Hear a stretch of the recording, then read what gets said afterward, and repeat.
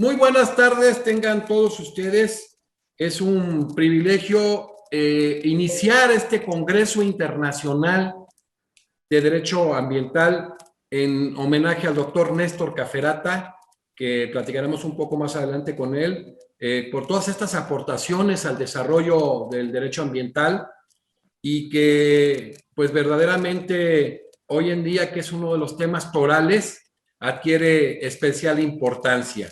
Y bueno, vamos a iniciar dándole la bienvenida a nuestro homenajeado, al doctor Néstor Caferata de Argentina, quien es secretario de Juicios Ambientales de la Corte Suprema de Justicia de la Nación Argentina. Bienvenido, Néstor, a tu homenaje. Gracias, buenos días, muchas gracias. Está con nosotros también el doctor Ricardo Lorenzetti, quien es ministro de la Corte Suprema de la Nación Argentina, desde el 2004 a la fecha, expresidente de la misma Corte, y quien va a ser nuestro primer disertante. Muchísimas gracias, doctor Ricardo Lorenzetti. Muchas gracias. Muchas gracias a todos. Un privilegio tenerlo en la academia, doctor, y pronto nos veremos en México. Bueno, nos acompaña parte del Consejo Directivo Nacional de la Academia Mexicana de Derecho, Juan Velázquez. Es un gusto y un orgullo tener a miembros distinguidos de la academia, dentro de nuestros vicepresidentes, al doctor a Domingo Auces Villalpando, quien es de San Luis Potosí, a Julio César Puente Ledesma de Nuevo León, a Gregorio Hortensia Castellanos Chávez de Oaxaca, a Luis Félix Ceja Sánchez de Ciudad de México, a Ricardo Rogelio Corral Valdés de Puebla y a J. Trinidad Espinosa Martínez de Nayarit, nuestros vicepresidentes nacionales, a nuestro secretario general, Jesús Gerardo Herrera Pérez, que es Oaxaca, a César Alan Orozco Rodarte, quien es secretario académico de Tamaulipas, nuestro secretario de vinculación con universidades, Adrián de la Rosa Escalante de Baja California Sur, nuestro asesor nacional de la Academia en materia ambiental, Samuel Ibarra Vargas de Ciudad de México,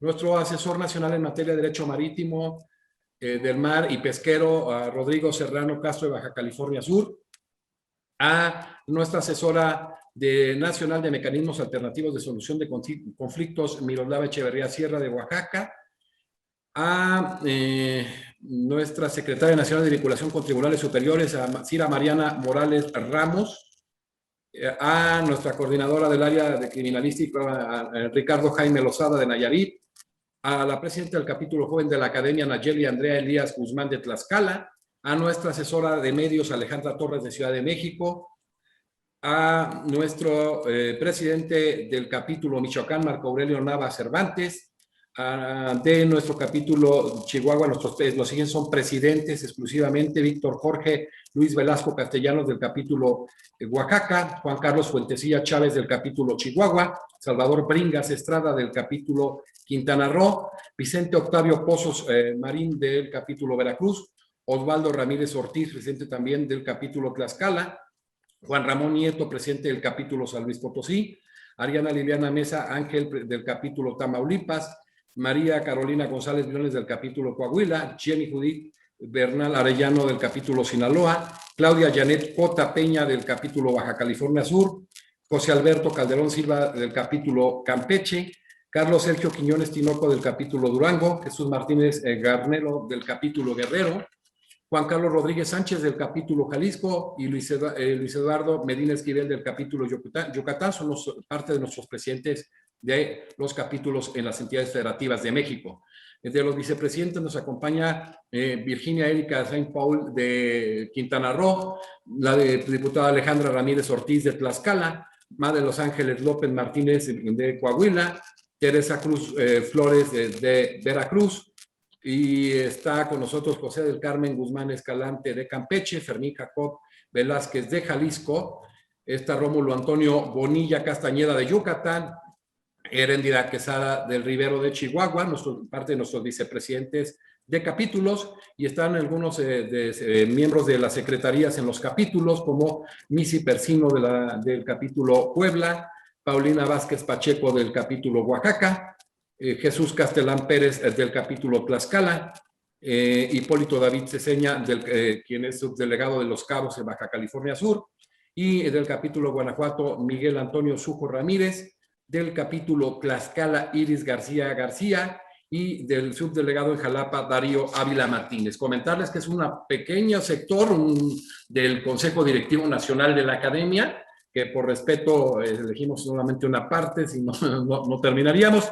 Y entonces vamos a continuar haciendo mención del currículum primeramente del doctor Néstor Caferata, nuestro homenajeado, quien es secretario de Juicios Ambientales de la Corte Suprema de Justicia de la Nación Argentina, designado por acordada de la Corte del 8 en 2015, profesor y subdirector de posgrado de la especialización en Derecho Ambiental de la Facultad de Derecho de la Universidad Nacional de Buenos Aires en Argentina, subsecretario de Control y Fiscalización 2010-2011, director de Normativa Ambiental 2011-2012, director de Gestión de Desarrollo Sustentable 2012, todos pertenecientes a la Secretaría de Ambiente y Desarrollo Sustentable de la Nación, titular de la Cátedra de Derecho de los Recursos Naturales y Ambientales de la Facultad de Ciencias Jurídicas de la Universidad Salvador, Unidad Pilar de la provincia de Buenos Aires, titular de la Cátedra de Derecho Ambiental de la Facultad de Derecho de la UCA de la Universidad Católica Argentina, Delegación San Martín, profesor extraordinario de la Facultad de Ciencias Jurídicas de la Universidad Católica de Salta en Argentina, director de la revista de Derecho Ambiental de la editorial Aveledo Perrot de la editorial Thomson Reuters, miembro correspondiente de la sección de Derecho Agrario y Medio Ambiente Rural del Instituto de Ciencias Jurídicas y Sociales de la Academia Nacional de Derecho y Ciencias Sociales de Santa Fe, miembro correspondiente del Instituto de Derecho Ambiental y de Recursos Nacionales de la Academia Nacional de Derecho y Ciencias Sociales de Córdoba, miembro correspondiente del Instituto de Política Ambiental de la Academia Nacional de Ciencias Morales y Políticas, medalla al mérito académico de la Facultad de Derecho de la Universidad Nacional Autónoma de México por su aporte al desarrollo del derecho ambiental, consultor externo reconocido de organismos internacionales como NUMA, OEA, CEPAL, de la especialidad evidentemente, conferencista en jornadas de capacitación en Derecho Ambiental en las principales universidades de Argentina y del extranjero y eventos organizados por entidades consultivas internacionales. Néstor es autor de más de 300 artículos de Derecho Ambiental y 10 libros de la especialidad y es miembro honorario de la Academia Mexicana de Derecho. Bueno, pues Néstor, de verdad es un gusto reconocer en el marco de esta serial de conferencias, que son materialmente 50 días consecutivos de los principales expositores y conocedores del derecho ambiental en América y Europa, y que evidentemente eres miembro honorario de nuestra academia, de la Academia Mexicana de Derecho Juan Velázquez, y a la vez asesor internacional en temas ambientales. Néstor, de verdad es un gusto que la academia pueda reconocer una trayectoria tan importante de tal trascendencia para no tan solo el derecho ambiental, sino para el derecho en general. Muchísimas felicidades. Uno más de los logros que has venido teniendo y que has venido sembrando en tu vida. Te agradecemos sobremanera que hayas aceptado esta distinción. La academia es una estructura muy sólida de México, formada por académicos netamente calificados, con los mayores filtros de calidad profesional, y te reconocemos hoy en día por esta tan importante trayectoria. Felicidades, Néstor. Muchísimas gracias. Para mí es un altísimo honor y distinción que me confieren. Me parece un reconocimiento extraordinario, de manera que el agradecido soy yo. Y lo tomo como una oportunidad para congregar a un grupo de especialistas, de jueces muy distinguidos, y esta conferencia inicial es realmente valiosísima. Ricardo Lorenzetti ha hecho un gran aporte al desarrollo del derecho ambiental, no solamente desde el punto de vista doctrinario, sino también a través de su labor jurisdiccional y académica. Así que estoy muy contento con esta conferencia inicial y con la participación de todos los colegas, especialistas en derecho ambiental, jueces que participan de este congreso. Muchísimas gracias a la Academia de Derecho de México, José Velázquez, por esta oportunidad. Es una distinción para mí. Gracias. Gracias, Néstor. Pues bueno, después de escuchar las palabras de nuestro homenajeado, que reitero, muy sentidas, pero es un homenaje verdaderamente merecido, ampliamente merecido por Néstor. Vamos a dar inicio a la primera conferencia, a la conferencia de apertura de este Congreso Internacional de Derecho Ambiental, con la participación del doctor Ricardo Lorenzetti. El doctor Lorenzetti es ministro de la Corte Suprema de Justicia de la Argentina desde el año 2004. Es embajador ambiental de la Organización de Estados Americanos desde el año 2016. Acaba de ser presidente de la Corte Suprema de Justicia de la Nación Argentina y fue cuando tuvo un auge extraordinario en la jurisprudencia en temas ambientales. Fue presidente de la Comisión Redactora del Código Civil y Comercial de la República Argentina en 2011-2012, integrante de la Comisión Medioambiental de la Cumbre Judicial Iberoamericana, codirector del Centro de Estudios Interdisciplinarios en Neurociencia y Derecho de la Secretaría de Relaciones Internacionales del Rectorado de la Universidad de Buenos Aires, copresidente del Consejo Asesor Internacional para la Promoción de la Justicia, la Gobernanza y la Ley y evidentemente un sinnúmero de cargos, asesor en organismos internacionales, un referente en temas de derecho ambiental, no tan solo lo que ha generado pretorianamente, sino lo que ha venido generando doctrinalmente. Es un privilegio tener aquí al doctor Ricardo Lorenzetti con el tema el colapso ambiental. Bienvenido a la Academia, doctor Lorenzetti. Es suya la palestra, lo escuchamos. Bueno, muchísimas gracias. En primer lugar, quiero agradecer muy especialmente a la Academia de Derecho de México y en particular a su presidente, José de Jesús Naveja. Creo que están haciendo un acto extraordinario con un nivel jurídico de excelencia. Y este reconocimiento también quiero extenderlo a México como país. Realmente yo nunca me olvido que México ha sido siempre un país hermano. En épocas difíciles de la Argentina, México ha recibido a muchísimos argentinos, ha sido un país solidario. En particular tenemos una estrechísima relación con la Corte Suprema de México, con todo el Poder Judicial. Yo he publicado ya varios libros en editoriales mexicanas. El mundo académico de México es reconocido por su excelencia.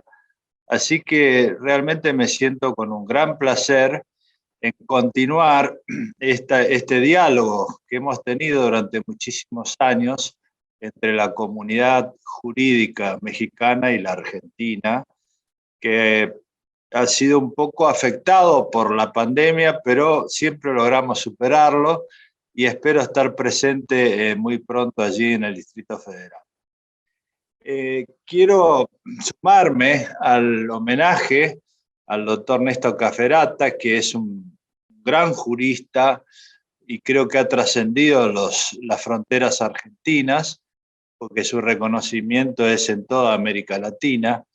Lo conozco desde hace muchísimos años, nos une una amistad muy firme, que no es solo una amistad en valores humanos, sino también en valores ambientales, porque compartimos las ideas acerca de lo que debe ser el derecho ambiental, y Néstor ha participado en muchísimas actividades, comenzando por la creación del Instituto Derecho por un Planeta Verde hace muchísimos años, desde el año 2004 en Argentina. De ahí nació también la revista de Derecho Ambiental que él dirige, que es una revista de gran prestigio. Se han organizado muchos congresos en Argentina y siempre el doctor Cafferata ha sido el principal expositor. De manera que estamos ante un jurista que es coherente con sus ideas, consecuente con sus principios, y esos principios no son solo los del pasado, sino los del futuro. Por eso mi conferencia está pensada en esa línea, es decir, un poco en lo que ha hecho Néstor Cafferata en materia ambiental, que es el tránsito de lo que era una materia caracterizada por los recursos naturales en toda nuestra región. Hace 20 o 30 años atrás solo se hablaba de un derecho de los recursos naturales, Y así era también en la Universidad de Buenos Aires y también en muchos países. Yo recuerdo haber estado en la UNAM también hace muchos años, y creo que esta era la concepción que predominaba. A partir de allí se pasó a la idea de un derecho ambiental como una especialidad novedosa, pero seguía siendo una especialidad. Y poco a poco esa especialidad fue creciendo y nosotros hablamos ya de un paradigma ambiental, es decir, que todo el sistema jurídico está influido por la materia ambiental. Y luego, en los últimos años, pasamos a entender que todo el sistema político, económico y jurídico está siendo influido por un nuevo paradigma ambiental. De manera que voy a hablar más del futuro, de lo que esto significa, que del pasado que todos conocemos. Lo primero que creo que es relevante es entender que luego de la pandemia, que se ha vivido como un fenómeno global, ha cambiado el comportamiento social, económico y político en casi todo el planeta, porque se ha reconocido la existencia de un eventual colapso ambiental. Este es un reconocimiento importante, reconocer que la naturaleza está en riesgo, está en peligro, que la naturaleza puede llevarnos a una crisis muy seria, es algo que ya no se discute, empezando por Naciones Unidas, que ha reconocido claramente desde su presidente, secretario general, también en la OEA, en todos los ámbitos internacionales hoy se reconoce que la naturaleza está en peligro, está en riesgo y que debemos actuar. Esta idea también ha llegado al comportamiento no solo de las instituciones, sino de las personas, porque hoy todos somos conscientes de que la civilización se ha vuelto muy frágil. Un virus puede cambiar nuestra vida inmediatamente. Pensemos que cualquiera de las ciudades en las cuales nosotros vivimos, si tiene un corte de energía eléctrica dura más de una semana, nosotros volvemos a un estado precivilizatorio, porque una tormenta que produzca una crisis en el sistema eléctrico de una ciudad, comenzamos por empezar a entender que no tenemos agua, no tenemos luz, no tenemos frío en las heladeras, no tenemos ascensores. Poco a poco, al segundo día, ya empiezan los nervios, las crisis, las peleas. Y en una semana, esa ciudad entra en una crisis social, comienzan los robos, las disputas, asaltos a supermercados. Es decir, la civilización es frágil y creo que hoy todas las personas a lo largo y a lo ancho del planeta lo ven con claridad. Pensemos nosotros lo que está ocurriendo con las olas de frío que hoy azotan el hemisferio norte, principalmente de la costa oeste de Estados Unidos, o las olas de calor extremo que hemos tenido en Argentina, o los incendios. Es decir, son todas señales que nos están marcando claramente que estamos en las puertas de un colapso ambiental. Por eso es que las instituciones y las personas hoy entienden claramente que hay una crisis en las puertas de nuestros próximos años. Y también la economía y los actores económicos lo han entendido, porque si hay algo que demostró la pandemia es que la relación costo-beneficio cambió. Porque hace unos años los tratados sobre derecho ambiental y los de cambio climático fracasaban porque resultaba muy costoso tomar medidas para frenar el deterioro que sufría la naturaleza como consecuencia de la acción humana. Pero luego de la pandemia, todos entendieron que la relación costo-beneficio cambió y que es mucho más costoso seguir este camino que cambiar de dirección.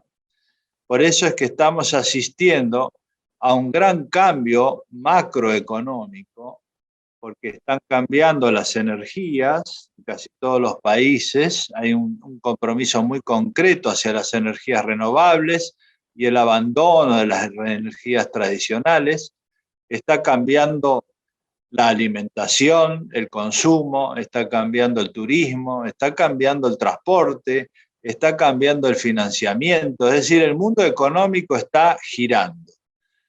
Por lo tanto, si nosotros advertimos que estamos frente a un cambio de sistema que afecta a las personas que ya tienen conciencia de un colapso ambiental, los actores económicos que también les ha cambiado el costo-beneficio y están cambiando de dirección, y las instituciones, entendemos que el derecho también debe entender estos cambios. Y entonces, las tendencias actuales en materia jurídica también están cambiando, desde aquella idea de un derecho a los recursos naturales o de un derecho especial en materia ambiental a un paradigma ambiental. ¿Qué significa esto? Nosotros estamos viendo algunas tendencias importantes a nivel planetario, en materia jurídica, en todo el derecho comparado, y esas tendencias son claramente identificables. En primer lugar, hace unos años todos los países fueron reconociendo un derecho individual al medio ambiente, derecho subjetivo. En casi todas las constituciones y legislaciones, en el derecho comparado y en nuestra región latinoamericana es claramente algo ya admitido, existe un derecho individual al medio ambiente. Este es un derecho cuya titularidad corresponde a una persona, pero ahora estamos pasando a un sistema en el cual los derechos son de la naturaleza. Es decir, estamos en el, diríamos, en el medio del tránsito de la concepción de un derecho individual al medio ambiente a una concepción sistémica, holística o geocéntrica. Esto se ve en muchos aspectos. La realidad, para explicarlo, es un ejemplo que yo usé muchas veces, y es si una persona bebe agua contaminada y se enferma, ahí tenemos un derecho subjetivo que es el tradicional, genera responsabilidad civil y penal. Y el sistema jurídico está basado en eso. Nuestra tradición romanista e hispánica nos ha basado en esa idea, que es el derecho subjetivo que tiene una persona lesionada en su integridad física o en su vida.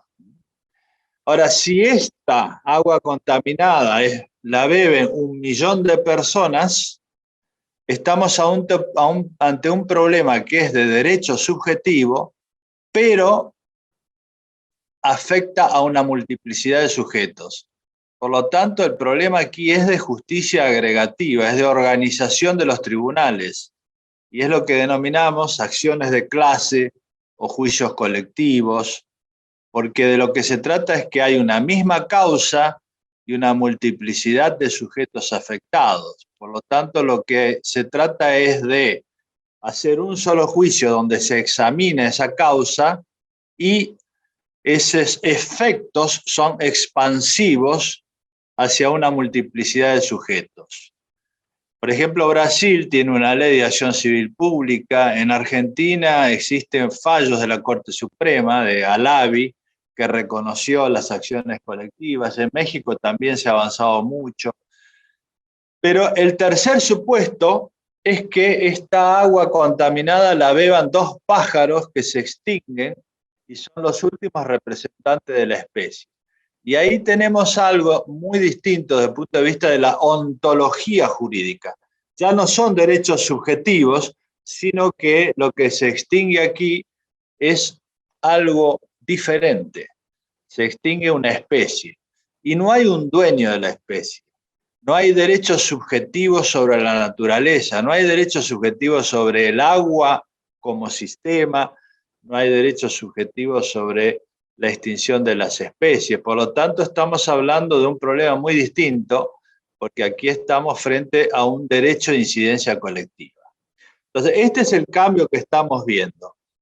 Se empezó a regular este último supuesto, que es un cambio en la ontología jurídica, es un cambio pasar del derecho individual a un derecho sistémico. Hay dos corrientes en nuestra región y en el derecho comparado para enfrentar este problema. Una de esas corrientes es novedosa porque habla de derechos de la naturaleza.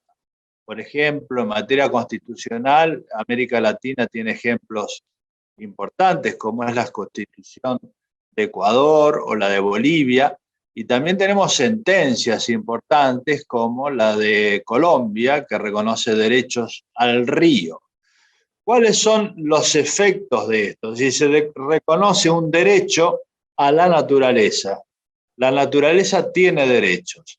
Y eso implica que hay actores legitimados para defenderlo, es decir, el Estado o las organizaciones no gubernamentales o los afectados.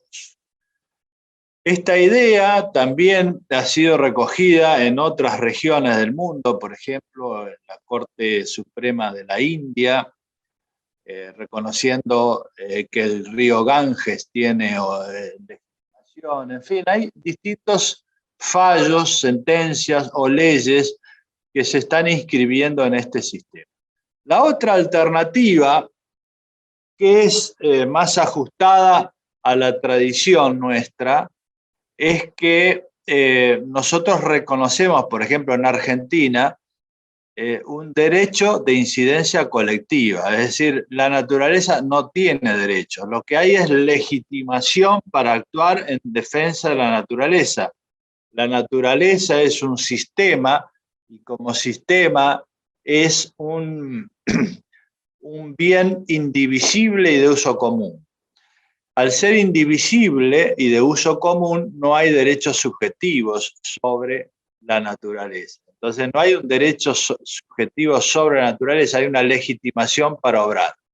Los efectos concretos en ambas tesis son similares, porque en ambos se busca la protección, la finalidad es la tutela, pero nosotros en Argentina, como en Brasil también, creo que México está en la misma línea, preservamos de alguna manera la tradición jurídica, porque hay que reformar todo el sistema para entender el reconocimiento de un derecho de la naturaleza.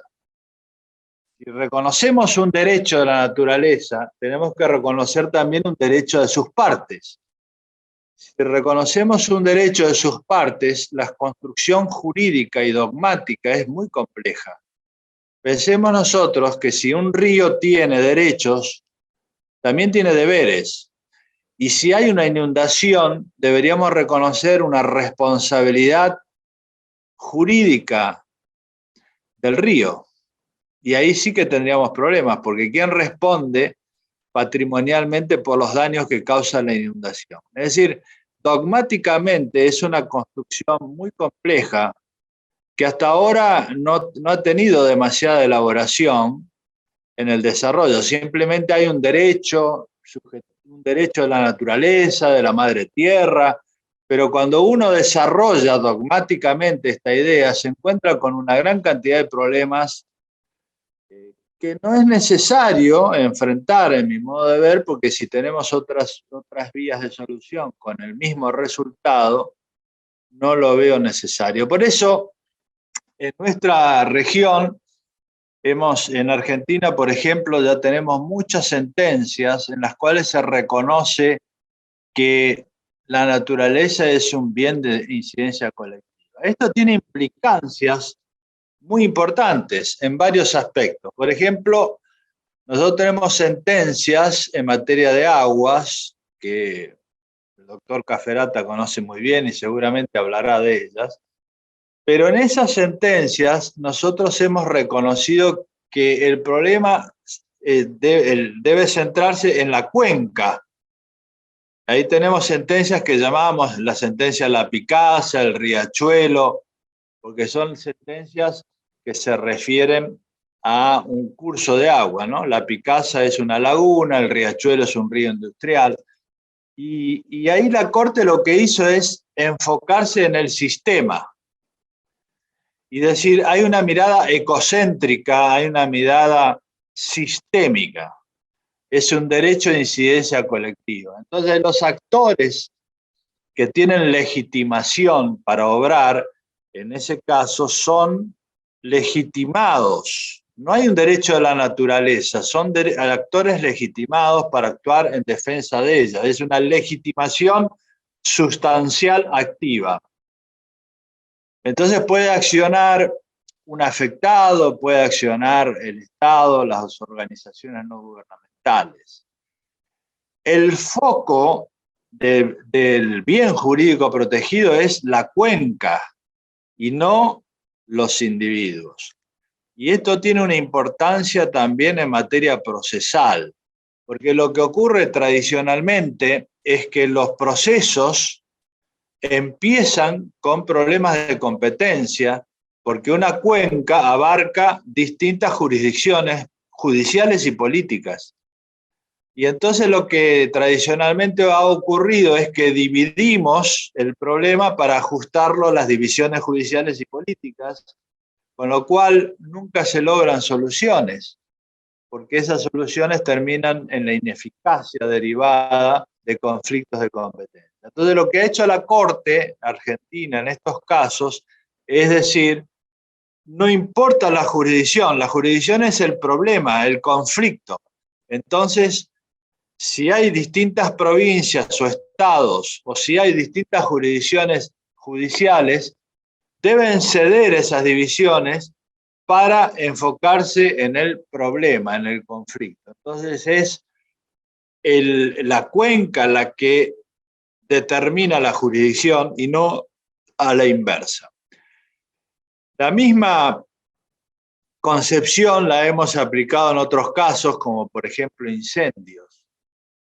En la zona del río Paraná hubo incendios y esos incendios afectaron drásticamente una región. Entonces la Corte no intervino para defender el caso de un propietario afectado por el incendio o de un responsable del incendio. Esos son casos donde hay derechos subjetivos.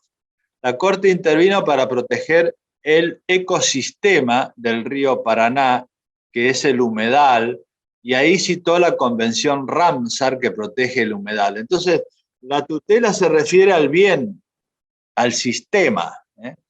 Nosotros tenemos ya muchos casos y también podríamos citar muchos otros en toda la región, pero me parece que es suficiente para entender este cambio de tendencia del derecho subjetivo al ambiente a una concepción basada en una aproximación sistémica, geocéntrica, o como distintos nombres se le dan. Y es importante entender que el bien jurídico protegido es el sistema, la naturaleza como macrobien o las partes que son microbienes. Ese es el bien jurídico protegido con una legitimación amplia. Distinto es donde se reconoce un derecho de la naturaleza, pero ya hemos dicho que la consecuencia es similar.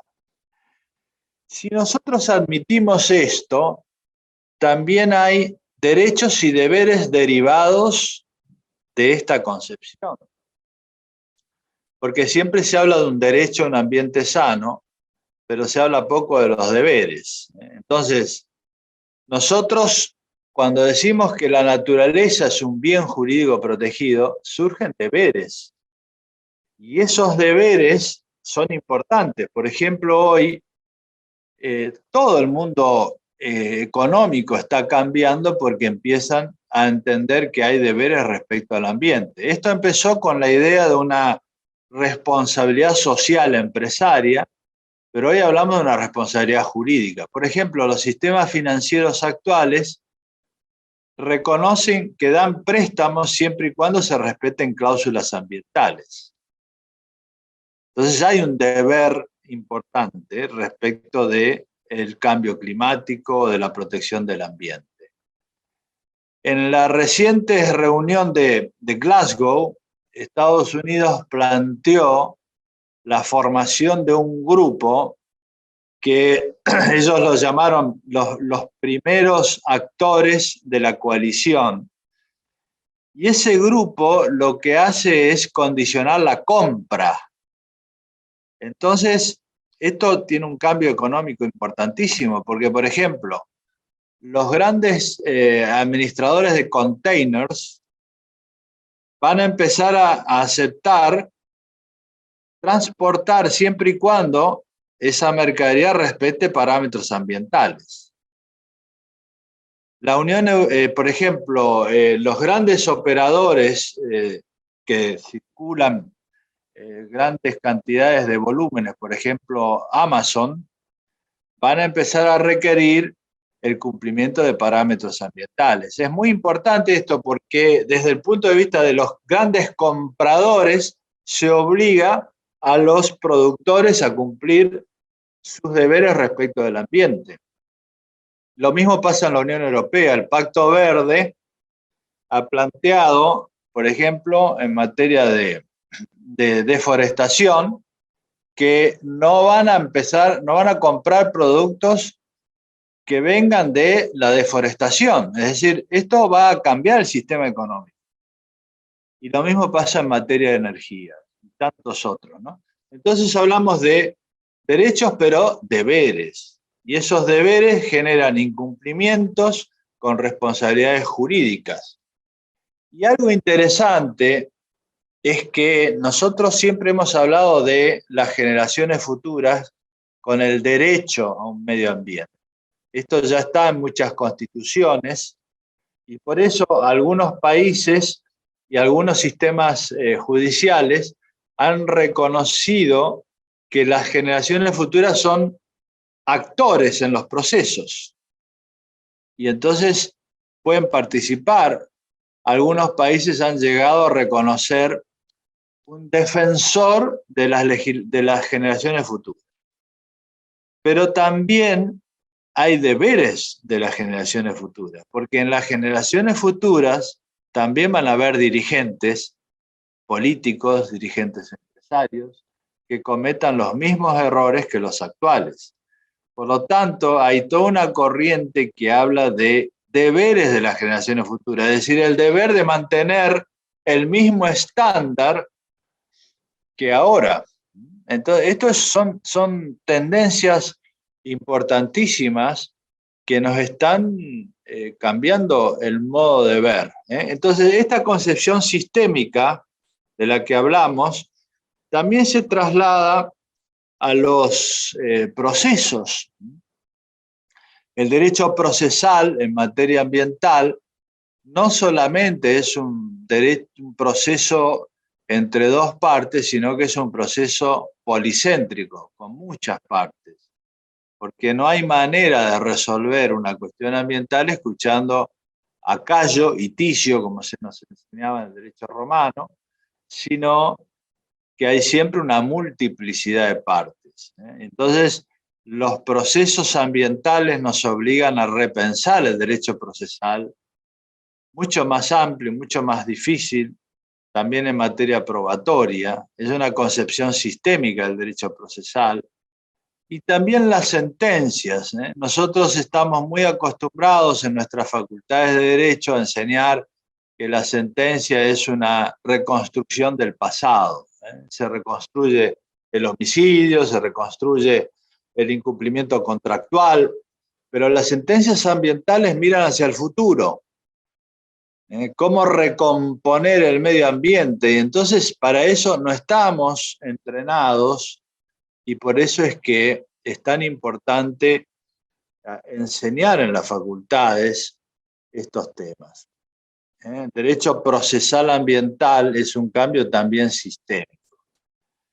Y también cambian otras áreas del derecho, como por ejemplo el derecho de propiedad. Hoy hablamos de la función ambiental de la propiedad.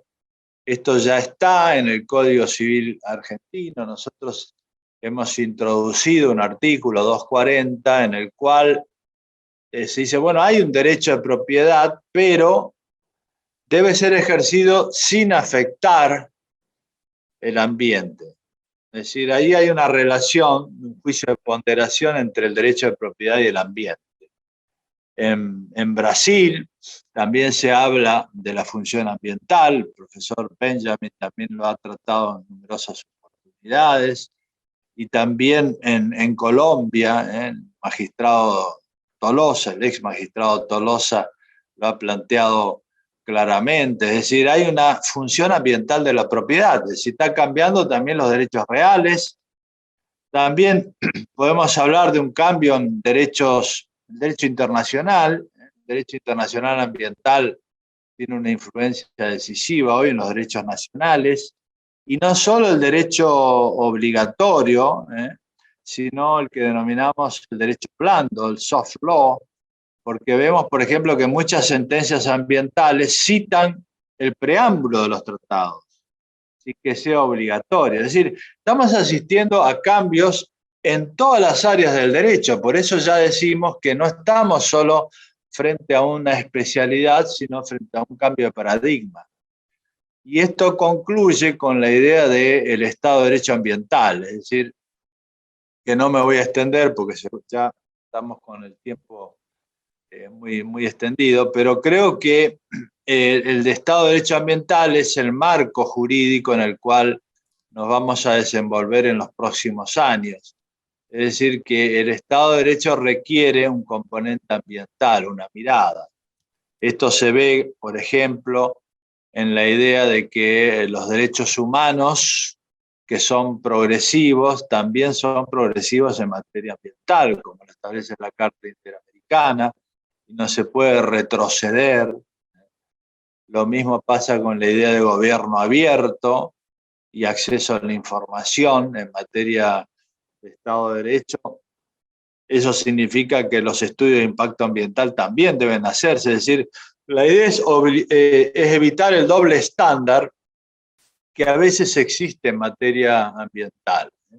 Y para todos los poderes judiciales y la doctrina es mucho más amigable trasladar analógicamente principios conocidos del Estado de Derecho a la materia ambiental que crear uno nuevo. Por eso el programa de Naciones Unidas es de Estado de Derecho ambiental, cual nosotros estamos fuertemente involucrados. En fin, yo creo que estamos ante un nuevo mundo, un nuevo desafío, y tenemos mucho trabajo en conjunto para hacer. No me voy a extender mucho más, creo que los amigos y colegas que van a hablar, hombres y mujeres del derecho ambiental, también están en esta línea, pero tal vez podamos sí compartir un poco más en los ámbitos académicos. Nosotros tenemos hoy el Instituto Judicial Global Ambiental, en el cual hay jueces y juezas de todo el mundo, que tenemos un intercambio muy intenso y los invito a todos ustedes a participar. Y también en la vida académica. Yo creo que el derecho hoy, en este mundo que está cambiando tanto, puede enseñar, como lo hizo en otras épocas. En épocas de crisis, el derecho siempre es el que da una solución. Entonces nosotros tenemos también una obligación moral de defender estos principios, de hablar un lenguaje nuevo para una nueva realidad. Y eso es lo que ha hecho también el doctor Cafferata, y quiero terminar nuevamente felicitándolo a él, felicitando a la academia y agradeciéndoles por esta oportunidad de conversar con ustedes. Muchas gracias. Gracias, doctor Ricardo Lorenzetti, extraordinaria disertación. Comentarles, doctor Lorenzetti y nuestro homenajeado, el doctor Néstor Cafferata, que aparece en pantalla parte de este Consejo Directivo Nacional. Este es un detalle de justicia de ida y vuelta. Parte de este Consejo Directivo Nacional hizo la selección y la elección del homenaje, la autorización del homenaje al doctor Cafferata. Por eso se me hace maravilloso que esté a cuadro, porque son parte de estos actores que han trabajado arduamente desde hace mucho tiempo para lograr el brillo que tiene la academia. Yo me siento muy orgulloso de ser presidente, donde hay tantos miembros en todo el país de este nivel. Yo de verdad, ahora que se ve a cuadro y que lo están viendo a nivel internacional, América, en Europa, parte del Consejo Directivo Nacional, pues la verdad también hacerles un reconocimiento a todos los miembros del Consejo. Reitero, aquí es una parte muy pequeña, pero son personas muy brillantes y con una proactividad increíble, una solidaridad fuera de serie, y cada uno de los integrantes han sido elegidos de una manera muy minuciosa, igual los homenajeados, igual los congresos. Entonces, pues Néstor, por eso fue importante y ha sido importante que esté aquí presente parte de nuestro Consejo Directivo Nacional. Ahora que vamos a hacer el cierre, va a salir nuestro Consejo Directivo Nacional para que queden a cuadro Néstor Cafferata y también el doctor Néstor Cafferata y el doctor Ricardo Lorenzetti. Reitero, Néstor Cafferata, muchísimas gracias por haber aceptado este homenaje tan importante, reconociendo tu trayectoria y que pues todo un consejo directivo que representa a todas las entidades federativas del país estuvieron totalmente de acuerdo. Es importante en un acto de justicia reconocer quién aporta en el desarrollo de cada una de las ramas del derecho, y en un derecho tan vertiginoso que ya hemos platicado, incluso cuando por ahí se declaró el doctor Lorenzetti que vaya en esta clasificación, este manejo taxonómico del surgimiento de los derechos en la historia, era de tercera y cuarta generación. Todo esto que se ha venido haciendo en Argentina, en Brasil y demás, ustedes han sido de la gente que lo han venido encabezando. Doctor Lorenzetti, pues gracias por estar dando la conferencia inaugural. Lo hemos de recibir, nos vamos a poner de acuerdo para recibirlo como se merece en México. También hacer un reconocimiento a su trayectoria, que pueda hacer una disertación con el Consejo Directivo Nacional y con los miembros de la Academia. Muchísimas gracias por haber inaugurado con esta conferencia extraordinaria precisamente este congreso en homenaje a un gran jurista y a un extraordinario amigo, de verdad es un gran ser humano. Me ha tocado estar junto con el doctor Lorenzetti y el doctor Cafferata en misiones, en partes maravillosas de Argentina. Gracias, doctor Lorenzetti. Me gustaría que pudiera dirigir unas palabras para los juristas de México, para los miembros de la Academia Mexicana de Derecho Juan Velázquez. Sí, cómo no. Yo hace muchos años, cuando empecé a estudiar Derecho, me enseñaban que nuestra región tenía que aprender del derecho europeo, y nuestros libros eran los libros europeos, básicamente de los países que todos nosotros conocemos. En otras épocas también hubo una influencia del derecho anglosajón. Pero siempre tuve la idea de que América Latina tiene una identidad cultural importante. Y desde esos años, con una nueva generación, hemos empezado a trabajar en una idea de la identidad cultural y jurídica que tiene América Latina. Y que en vez de importar ideas, pudiéramos también exportarlas. Yo creo que después de muchos años, hoy tenemos una comunidad jurídica latinoamericana muy importante, que abarca todos los países de la región. Y este congreso es una buena muestra. Esa comunidad jurídica que integran en casi todas las materias del derecho, no solo en materia ambiental, nos da una fortaleza extraordinaria y de la cual debemos ser conscientes, porque el mundo tiene hoy una enorme crisis. Muchos países de extensa tradición están agotados y no tienen muchas propuestas novedosas acerca de cómo salir de este tremendo circuito vicioso que te enfrentamos. Pero América Latina hoy tiene grandes oportunidades y grandes juristas y grandes ideas que podemos exportar al mundo. Entonces, yo creo que es un gran momento para la comunidad jurídica de América Latina, un gran momento. Y creo que debemos estar unidos, intercambiar ideas, Y en ese movimiento las academias ocupan un gran rol. Yo soy miembro de las academias de Argentina, de Perú y también de Colombia, pero creo que hoy las academias de América Latina pueden iluminar, pueden dar ideas, pueden aportar. Así que no se trata solo de mirar el pasado, sino de nosotros podemos dar muchas ideas acerca del futuro. Así que para mí es un gran momento para América Latina, para las academias, para el mundo académico en general. Y cuenten conmigo y esperemos encontrarnos cada vez más seguido. Así que muchísimas gracias. No, y además, doctor Ricardo Lorenzetti ha sido designado miembro honorario de la Academia Mexicana de Derecho, así es de que vale la pena continuar con ese compromiso. Mi cariño de siempre, siempre las deferencias que he recibido de usted en donde hemos estado. Bueno, muchísimas gracias. Gracias, doctor. Bueno, ya aparece ahí a cuadro el doctor Néstor Caferata, que está haciendo mucho de rogar. Doctor Caferata, pues la verdad muy bonito poder hacer una inauguración con la presencia de miembros de todo México, de todos los estados de México. Hay gente que es una hora menos, unos lugares son 2 horas menos. Imagínense la hora en que entraron. Hay una variación de horarios muy, muy grande y todo el mundo quiso estar presente. Tuvimos que seleccionar solamente un sector de la academia, porque si no, nos íbamos a ir 3 horas en decir quiénes son.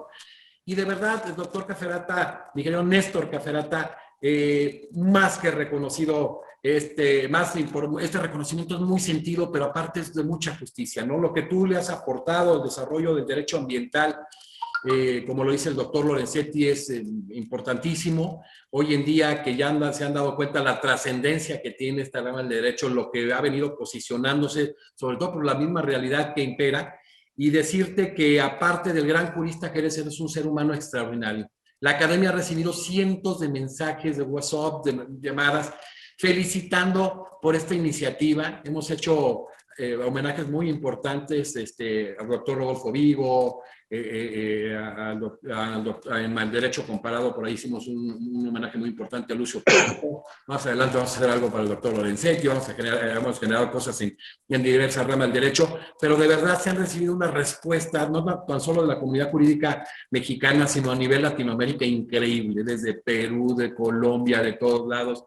El doctor, por ejemplo, Tabará, que es un amigo también del doctor Lorenzetti, tuyo, quiso participar, digo, ya sabemos todos los juristas que han tenido una super amistad contigo y una cercanía.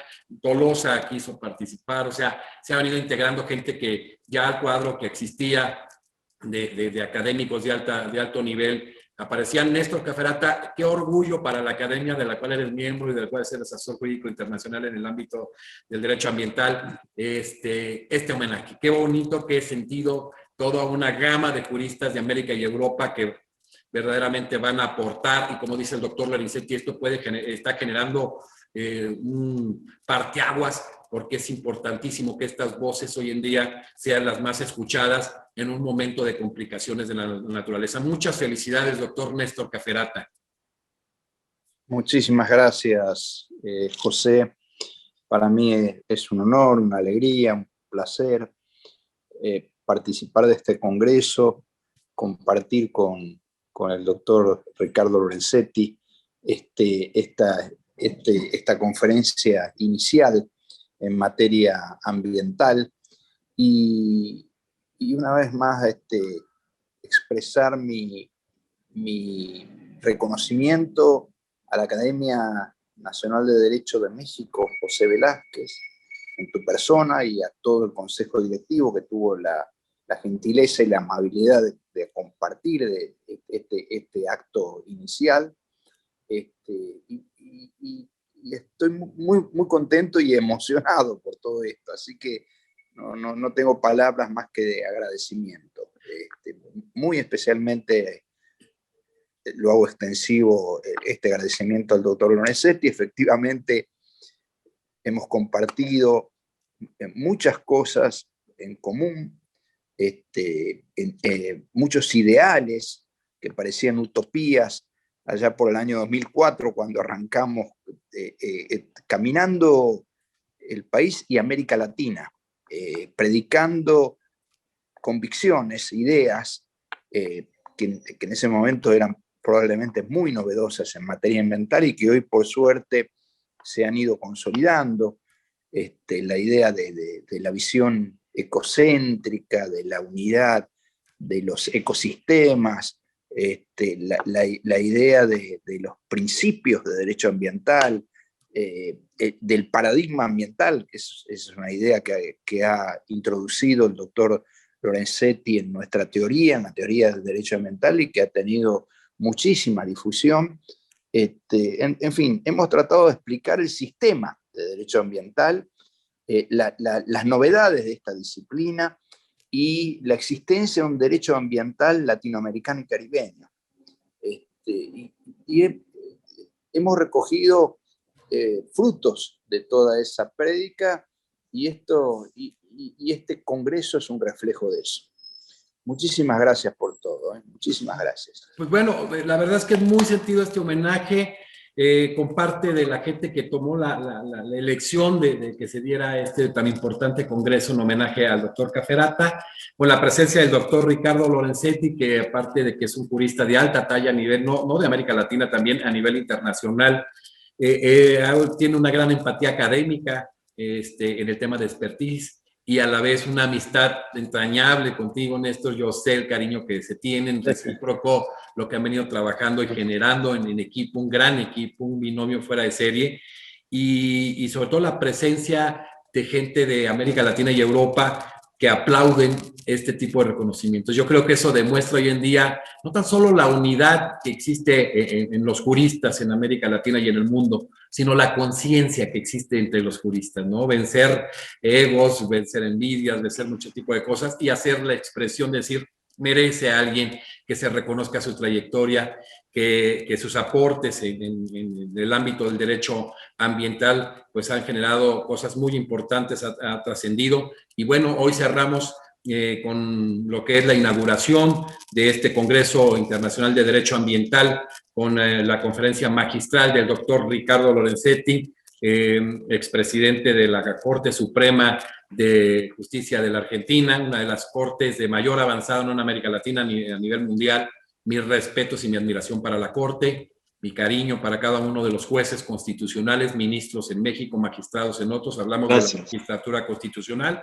Y bueno, gracias a todos ustedes que nos acompañaron en la inauguración y que nos van a acompañar durante 50 días en este gran homenaje y en este congreso extraordinario que va a generar una gran conciencia. Despedimos hoy cerramos hoy este acto inaugural, reitero, con la conferencia del doctor Ricardo Lorenzetti, expresidente de la Corte Suprema de la Argentina, y con la presencia de nuestro homenajeado, el doctor Néstor Cafferata, secretario de Juicios Ambientales de la Corte Suprema también de la Corte de Argentina. Muchísimas gracias a todos ustedes y continuamos con este extraordinario congreso. Gracias.